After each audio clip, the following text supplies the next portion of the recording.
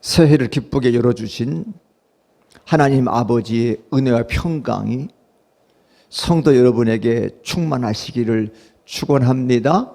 아멘.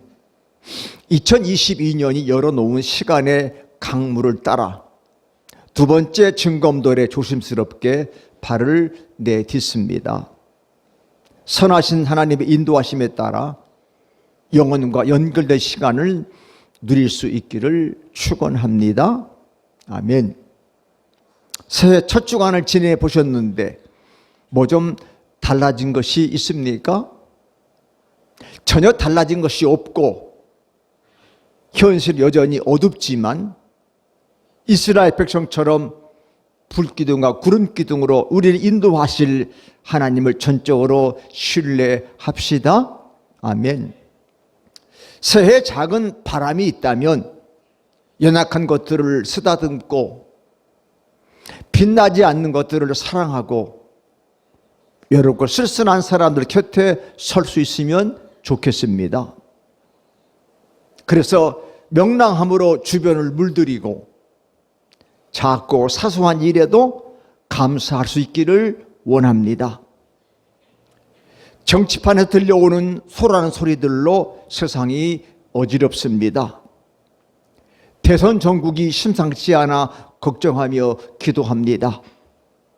현 정권을 교체하자는 여론이 월등히 높은데 마땅한 주자가 없어 한심합니다. 그래서 기도합니다.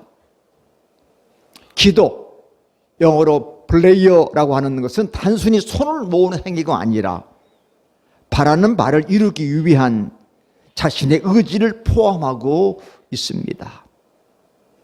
우리가 하나님의 나라가 이 땅에 임하소서라고 기도할 때에 넋을 놓고 하나님의 개입을 기다리지 않는 것과 마찬가지입니다. 배고픈 사람에게 밥을 대접하고 외로운 사람들의 벗이 되고 어둠 속에 방황하는 사람들의 빛이 되어줄 때 우리의 기도는 비로소 진실한 것이 될 것입니다. 그래서 제가 늘 강조하듯이 기도란 앞에 자막에 있는데 다 함께 읽어볼까요? 시작.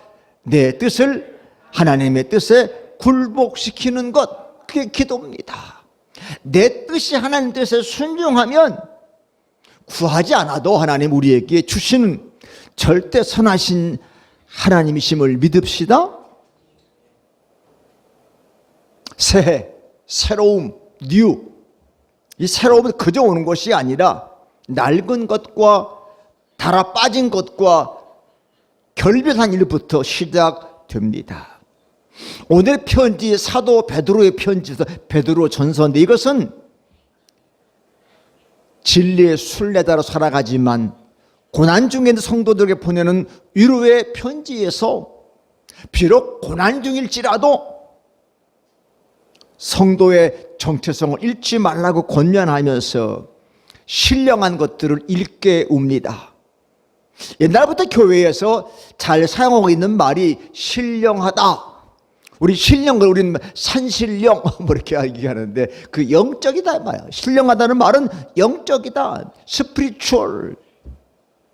어쩌면 육체적인 것과의 반대편에 서 있다고 해야 할까요? 아니 세상과 조금은 떠나 있다고 표현해도 될까요? 그래서인지 사도 베드로는 오늘 본문 2장 서두에서 먼저 버려야 할 것을 단호하게 버리라고 말하는데, 자 1절에 버려야 할 것들을 함께 읽어봅니다. 시작. 그러므로 모든 악독과 모든 기만과 외식과 시기와 모든 비방한 말을 버리고. 한 다름에 읽었지만 여기 언급된 악독들 하나하나를 깊이 살펴야 합니다. 이 모든 악독들은 우리와 이런저런 모양으로 연결된 사람들을 대할 때 우리가 보이는 태도입니다. 여기는 두 가지 태도가 두드러지는데요. 첫 번째는 자기를 돋보이게 하거나 자기 이익을 확보하려는 욕구입니다. 두 번째는 다른 사람을 깎아내리거나 수단으로 이용하려는 태도입니다. 이 둘은 사실 한 뿌리에서 나오는데 그것은 바로 인간의 죄성에서 비롯되는 것입니다. 이런 악에서 벗어나는 길은 자기를 모든 세상의 중심에 세우지 않고 겸허하게 자기를 버리는 것입니다. 그럴 때 비로소 우리는 이웃들의 아픔을 이해하게 되고 함부로 대하지 않게 됩니다. 그런데 여기서 우리가 꼭 기억해야 할 것은 버리는 것만으로는 존재가 새로워지지 않습니다. 좋은 것으로 채우지 않으면 오히려 더 나쁜 결과를 초래할 수도 있다는 사실입니다. 자, 더러운 것들을 비웠으면 더 아름다운 것으로 채워야 하는데 2절에 우리에게 그런 것을 채우라고 고면하는데 함께 읽어봅니다. 시작. 갓난 아기들 같이 순전하고 신령한 젖을 사모하라. 이는 그로 말미암아 너희로 구원에 이르도록 자라게 하려 함이라. 아멘. 순전하고 신령한 젖, 퓨어 스피리추얼 밀크라고 되어 있는데 어떤 걸까요? 아마도 우리가 영적 존재로 살아가기 위한 영적인 영양분이 아니겠습니까? 인간이 영적 존재라는 말은 육체가 명하는 대로, 즉 나 좋을 대로 살지 않고 하나님의 뜻에 따라 산다는 뜻을 내포하고 있습니다. 그래서 사람은 홀로 만족하지 않습니다. 그러니까 영적인 사람은 혼자의 만족에 빠져 있지 않는다는 말이에요. 다른 지체들의 고통에 등을 돌리지 않아요. 그래서 늘 하나님 마음을 헤아리며 삽니다. 우리 쉽게 지체가 얼마나 소중한 단어입니까? 우리 몸 중에 저 발밑에 있는 새끼발가락 하나가 다쳐서 아파 보세요. 거기만 아픕니까? 온 몸이 아파요. 요즘에 겨울이니까 피부가 건조해서 이 손가락 밑에, 손톱 밑에 살이 이렇게 터져서 거기에 피가 맺히면 온몸이 신경 써지잖아요. 그게 바로 지체의식이라는 말이에요. 그게 바로 신앙 공동체의식이라는 겁니다. 그런데 자꾸 자기만 생각해. 있을 수 없는 거잖아요. 그래서 이런 마음을 가지고 사는 사람들이 바로 뭐냐? 신령한 젖을 사모한 사람들의 마음이다. 빌립보서 2장 5절 7절 말씀에 이렇게 바울이 빌립보 교인들에게 편지를 보냈는데 다 같이 한번 그 편지 읽어봅니다. 시작. 너희 안에 이 마음을 품으라. 곧 그리스도 예수의 마음이니 오히려 자기를 비워 종 형체를 가져사 사람들과 같이 되셨고. 아멘. 아시겠죠? 이게 예수님의 마음이요. 종의 형체를 가져서 사람들처럼 됐다는 거예요. 오늘을 가리켜 영성의 시대라고 말하는 사람들이 많습니다. 눈에 보이는 제도로서의 종교가 쇠퇴하는 데 비해 일상적이지 않지만 영적인 경험을 갈만한 성도들이 늘어나고 있다는 뜻입니다. 특히 코로나 시대에 비대면의 예배나 축소된 교회생활 때문에 개인의 영성이 더 강도된다고도 할 수 있습니다. 그런데 문제는 영성에 대한 그 관심이 개인주의를 강화하거나 조장하는 경우도 많아서 과연 교회가 필요한가? 라는 의구심이 든다는 사실입니다. 그래서 강조되는 것이 바로 신앙 공동체인 것입니다. 내가 좀 힘들고 좀 불편해도 함께 모여서 신앙 공동, 초대교회가 날마다 모여서 마음을 같이 하고 떡을 떼며 함께 했다. 이게 신앙 공동체잖아요. 순전한 마음으로 음식을 나눠 먹었다. 그래서 참된 영성은 우리로 하여금 현실 세계와 무관한 정신적 평안에 안주하게 하지 않습니다. 이른바 옛날 수도원의 수도사가 되어서는 안 돼요. 수도원의 수도사들은 도시를 피해서 꼴 보기 싫다고 저 산속에 저 산 꼭대기에 수도원을 짓고 거기에서 노동하며 기도하며 살았다. 그건 누구든지 가능한 거예요. 문제는 참된 영성은 인간의 음습한 욕망으로 인해 눅진눅진한 현실에 하나님의 뜻을 끌어들이기 위해서 세상에서 분투하는 사람이에요. 그래서 바울은 그걸 보고 선한 믿음의 싸움, 이게 영성이다. 영성. 세상 한복판에서 싸워야 되는 것이야. 세상을 피해서 저 산속에 있는 거, 그거는 영성이 아니에요. 그래서 사람들에게 인간이 마땅히 지향해야 할 방향을 좀 가리키고 메마른 사회를 인정으로 넘치는 곳으로 바꾸기에 헌신하는 사람들이 바로 뭐냐? 참된 영성의 사람들이다. 따라서 이런 일을 잘 감당하기 위해서는 하늘로부터 영양분, 오늘 본문에 신령한 저지라, 생명의 양식을 자꾸 받아들여야만 하는 겁니다. 하나님의 은혜에 대한 깨달음과 감격, 하나님의 일에 동참하는 사람에게 주어진 기쁨을 맛보아야 지치지 않을 수 있는 것이지요.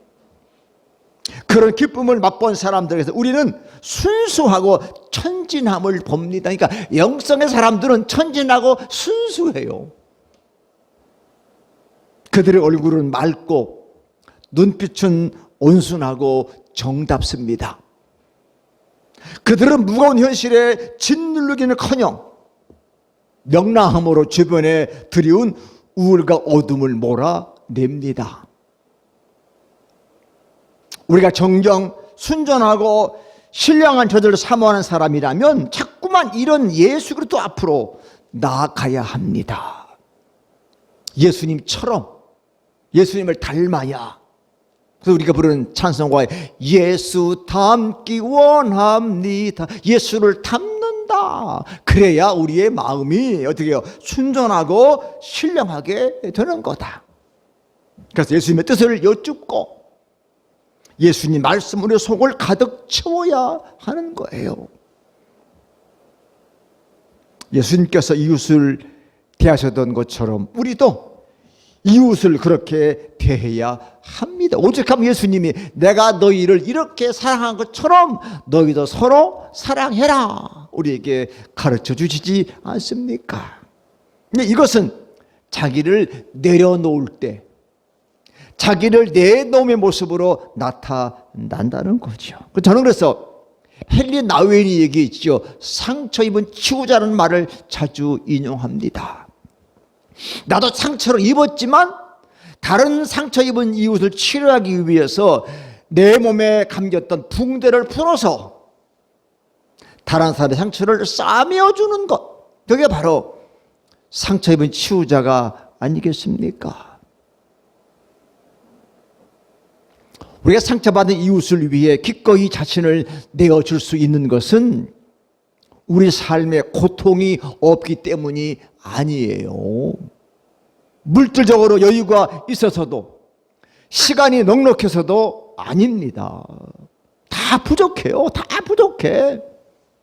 그럼에도 불구하고 하나님께서 받은 사랑이 우리를 통해서 흘러가는 것이 하나님의 뜻임을 알기 때문에 고통 중에도, 가난한 중에도, 바쁜 중에도 이웃을 위해 자신을 기꺼이 내어주는 것입니다.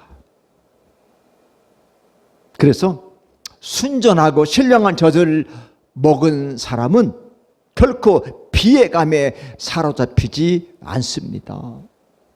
오히려 순수하게 하늘로부터 오는 기쁨을 느낍니다. 왜냐하면 그 젖은 바로 하나님의 사랑이기 때문입니다. 아멘. 어머니의 젖, 모유, 이거 어머니의 사랑이잖아요.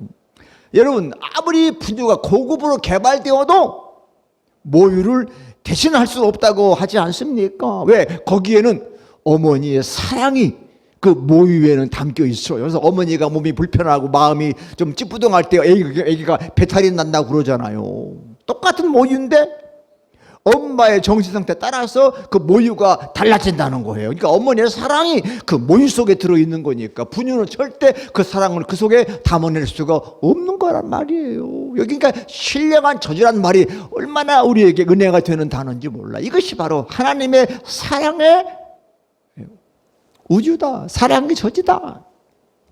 때문에 하늘의 기쁨은 자기가 이웃에게 필요한 존재가 되었다는 확신에서 오는 거예요. 누가 나를 필요로 한다. 야, 이것처럼 즐거운 일이 없어. 누가 나를 필요로 해. 나만 나면 힘을 얻고 나만 나면 기분이 좋고 보고 싶다고 하고, 내가 필요하기 때문에 그런 거 아니겠습니까? 사랑하는 성도 여러분, 잘 생각해 보면 예수님의 길은 사실 모든 사람에게 그렇게 달가운 길은 아니었더라고요. 그 길은 좁은 문을 통과해야 하는 길이고 자기 욕심을 거스르는 길입니다. 아무리 믿음이 좋은 사람이라고 해도 흔들림조차 없이 그 길을 걷지는 못합니다. 가끔은 회의에 빠지기도 하고 욕망이 이끄는 대로 살아보고 싶은 생각이 들 때도 있지 않습니까? 목사님, 저에게도 그런 것이 있는데 성도 여러분들에게 없겠습니까? 있어요. 그래서 모른 척하며 달콤한 유혹에 넘어갈까 하는 생각이 들 때도 있잖아요. 가끔은 방향을 잃고 비틀거리거나 욕망의 돌부리에 걸려 넘어지기도 합니다. 그럴 때마다 우리는 다시 일어나 그리스도란 표대를 바라보며 한 걸음씩 나아가야 하는 것입니다. 그래서 우리의 그릇된 욕망은 이런 과정을 반복하면서 조금씩 어떻게 순화되는 거예요. 한 방에 원스톱에는 불가능해요. 조금씩 반복되면서 순화되어 주님을 그래도 좀 닮아가게 되는 겁니다. 그때 베드로는 예수님을 가리켜서 4절에 보니까 이렇게 고백했는데, 다 같이 시작. 사람에게는 버림바가 되었으나 하나님께는 택하심을 입은 보배로운 산돌이라. 사람에게 버린 돌이야. 그런데 하나님을 택하셔서 보배로운 산돌로 예수님을 이렇게 부르셨다. 재밌는 말이 리빙스톤이야. 리빙스톤. 예? 누군가에게 버림받는 것처럼 쓸쓸한 일이 또 있을까요?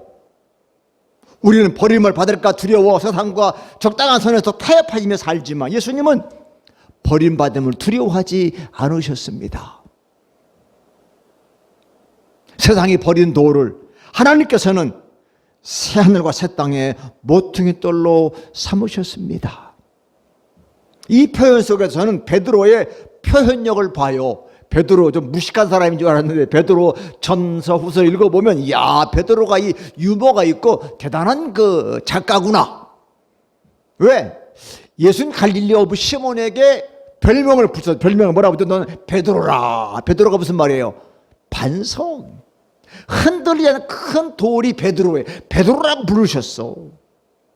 그래서 베드로는 그 별명에다가 살아있는과 보배로운 형용사를 붙여서 예수님께 돌려드린 거예요. 예수님을 보배로운 산돌이신 예수님이다. 이야, 얼마나 멋있어 표현이. 예수님 나보고 반석 그러신다. 반석. 예수님은 보배롭고 살아계신 돌입니다. 그렇게 돌려드렸다 이 말이야. 야, 예수님 보배로운 산돌이야. 그래서 오늘 우리의 이번 주에 요절인 5절이 그렇게 정리되게 되는데 한 번 더 같이 읽어봅니다. 시작. 너희도 산 돌같이 신령한 집으로 세워지고 예수 그리스도로 말미암아 하나님이 기쁘게 받으실 신령한 제사를 드릴 거룩한 제사장이 될지니라. 아멘. 우리 보고 거룩한 제사장이래. 신령한 집으로 세워진다는 거야. 그러니까 교회가 세워지고 교회 속에만 우리 모든 성도들 누구라고 나가지? 거룩한 제사장들이다. 그럼 거룩한 제사장을 불렀어 우리. 이야, 이렇게 황송할 수가 있습니까? 기독교 전설에 의하면 베드로가 십자가에 거꾸로 매달려 순교했다고 그러죠. 여러분, 십자가 장식을 아무리 화려하게 만들어도 십자가는 결코 아름다울 수 없는 물건이에요. 왜? 십자가는 사람을 죽이는 사형 틀이기 때문입니다. 십자가 목에 걸고 다니면 사실은 십자가는 장식이 아니고 사형틀을 목에 메고 다닌다 생각해야 되는 거예요. 이게 사형틀이잖아요. 그런데 유럽의 끼로친 같이 목자라는 그 기계예요. 이게 십자가를 우리 목에 달고 다니는 장식이 아니에요. 이거는 귀걸이가 아니야. 그거는 주님의 죽음을 의미하는 사형틀이에요. 게다가 십자가에는 예수님의 피가 묻어 있지 않습니까? 평강의 세상, 하나님의 꿈의 세상이 이루어진 그 땅을 열기 위해 주님이 분투하셨던 절절한 그분의 신음소리가 그 십자가에 배어 있습니다. 엘리 엘리 라마 사박다니, 하나님 왜 나를 버리십니까? 그 저는 신음소리가 어디에 배어 있어요? 십자가에 배어 있는 거잖아요. 그래서 십자가 달리신 예수님께서는 다듬어지지 않는 거칠거칠한 산돌입니다. 많은 사람들에서 그 돌에 걸려 넘어져. 자, 8절 말씀 읽어보면 시작. 부딪히는 돌과 걸려 넘어지는 게 하는 바위가 되었다. 그래서 사람들은 십자가를 불편해. 불편해. 십자가가 구원의 상징일 땐 좋았는데 그게 우리의 삶의 방식이 돼야 한다고 말하면 힘들어해. 그러니까 너 십자가 지고 날 따를 수 있겠느냐 그러면 힘들어요. 나 십자가 못 지겠는데요. 십자가 우리 구원시켜준다고 할렐루야 아멘 그러는데 십자가 지고 날 따라라 그러면 아우 그거는 안 하려고 그래. 다 도망가. 그래서 사람들은 산돌이신 예수님에게 거칠거칠한 것을 제거하고 매끈하게 만들려고 그래. 여러분, 이것은요 심하게 말하면 복음의 변질입니다. 변질의 복음은 우리는 하나님의 나라를 이끌지 못해요. 복음은 매끈한 것이 아니에요. 거칠거칠한 거예요. 십자가가 매끈한 장식이 아니듯이 여러분 잊지 마십시오. 우리는 하나님께 선택된 사람들입니다.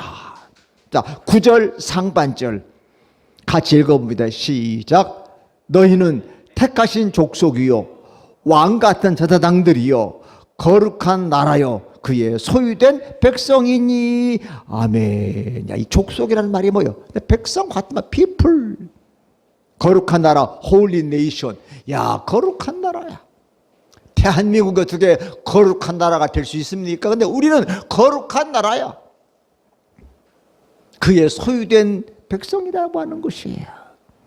어둠에 속한 사람이 아니라 빛에 속한 사람이다. 그 사명을 주셔. 사명, 미션이 9절 하반절인데 그 미션을 한번 우리가 진지하게 들어봅시다. 시작. 이는 너희를 어두운 데서 불러내어 그의 기이한 빛에 들어가신 이의 아름다운 덕을 선포하게 하려 하심이라. 아멘. 그의 귀한 빛을 선포하려고, 그 아름다운 덕을 선포하려 우리를 부르셨다는 거야.